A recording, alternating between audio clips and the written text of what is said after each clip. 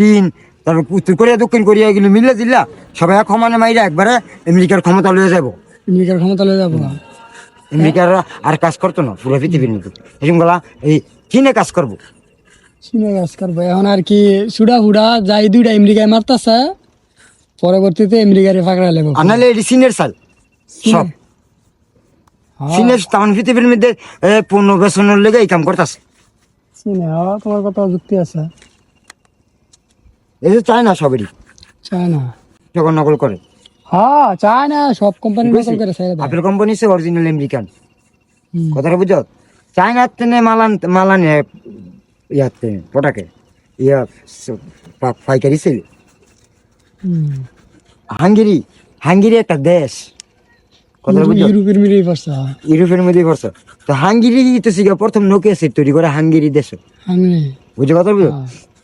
Median Hungary দেশ না Nokia সেটের মধ্যে, আবার median Indian, made in India, made in China আছে, বিভিন্ন দেশ আছে।